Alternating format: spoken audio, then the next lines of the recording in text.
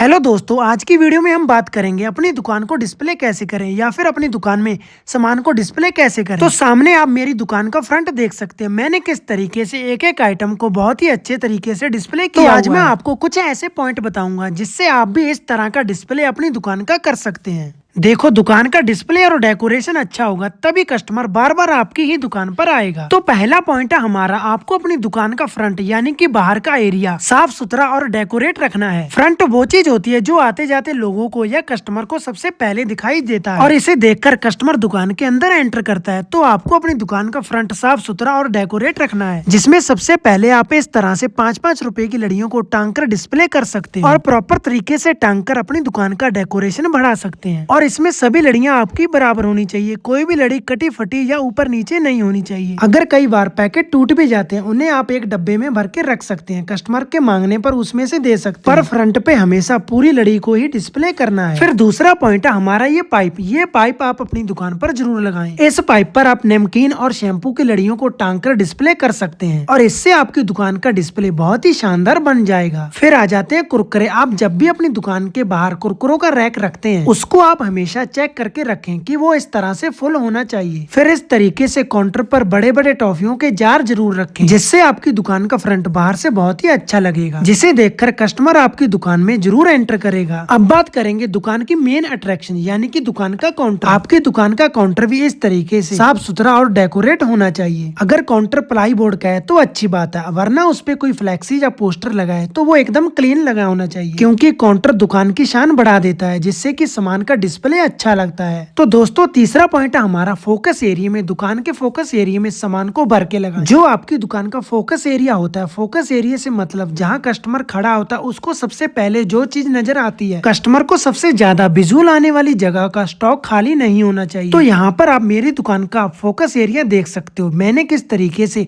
Focus area को full decorate करके लगाया हुआ है। अगर कस्टमर सामने खड़ा है तो उसको सारे रैक और सभी कॉस्मेटिक की चीजें साफ क्लियर दिखाई दे रही हैं। जितना बड़ा रैक हो उतना सामान उसमें होना चाहिए। आपको ऐसा नहीं करना है कि बड़े बड़े रैक हैं चौड़े चौड़े और आपने वहाँ पे छोटा मोटा सामान लगाकर आधे रैक खाली छोड़ रखा, तो ऐसा नहीं चलेगा। रैक प्रॉपर भरा होना चाहिए, कम से कम फोकस एरिया तो भर के ही रखना है, उसमें स्टॉक कभी कम नहीं होने देना है। जहाँ कस्टमर का ध्यान सबसे ज्यादा जाता है, अगर उसे भरा भरा रखेंगे तो आपकी दुकान और भी सुंदर दिखेगी। फिर चौथा पॉइंट है हमारा लूज आइटम को सही तरीके से रखना। आप अगर अपनी दुकान पर दाल चावल सूजी मैदा आटा की बोरियां रखते हो तो उनको हमेशा ऊपर से मोड़ के लगाना है। आपको और कस्टमर को प्रॉपर दाल और चावल दिखने चाहिए। आपको ऐसा नहीं करना है कि दालें ना आपको दिखे ना कस्टमर को। गट्टे में दाल चाहे 5 किलो है चाहे 10 किलो, आपको हमेशा गट्टा मोड़ के लगाना है ताकि कस्टमर और आपको वो अच्छे से दिखे और इससे दुकान का डेकोरेशन और डिस्प्ले बहुत ही अच्छा बनेगा। तो आप वीडियो में सामने देख सकते हैं दाल चावल के गट्टे किस तरह से डिस्प्ले हो रहे हैं और आपको भी इसी तरह अपनी दुकान पर दाल चावल की बोरियों को खोल के रखना है।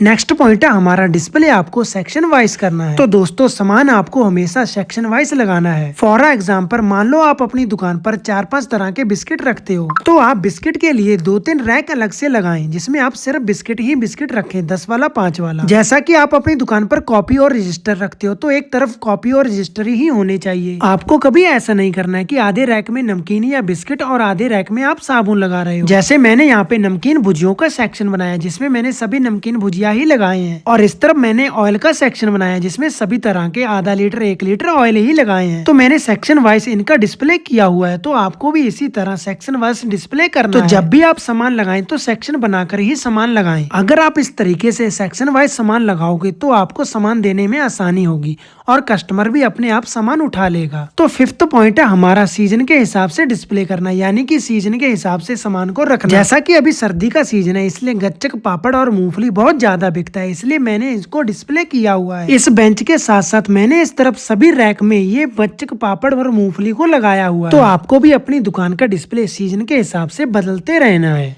इसके अलावा आपको स्टॉक के सभी सामान को सही तरीके से लगाना है। बाहर तो आप डिस्प्ले अच्छा कर लेते हैं, पर जब बारी आती है स्टॉक की उसे ऐसे ही छोड़ देते हैं, जिसके कारण आपकी दुकान का डिस्प्ले खराब हो जाता है। जो भी आपकी दुकान का सामान स्टॉक में होता है उसको आपको इस तरीके से अच्छे तरीके से लगाना है। तो आपको भी सभी पेटियों को इस तरह से लाइन के ऊपर लाइन लगानी है और कुरकुरे लेज की बॉक्सेस को एक फट्टा लगाकर उसके ऊपर रखने हैं और सभी नमकीन को इस तरीके से एक्स्ट्रा पाइप लगाकर टांग देना है, ताकि आपका स्टॉक भी आपको अच्छे से डिस्प्ले हो सके। तो दोस्तों, अगर वीडियो पसंद आई हो तो वीडियो को लाइक जरूर करें और चैनल को सब्सक्राइब कर बेल आइकन का बटन जरूर दबाएं, ताकि मेरी कोई भी न्यू वीडियो की इन्फॉर्मेशन आप तक सबसे पहले पहुंचे। आप वीडियो को लाइक तो कर देते हो पर सब्सक्राइब करना भूल जाते हो, तो अपना छोटा भाई समझ के चैनल को सब्सक्राइब जरूर कर लेना।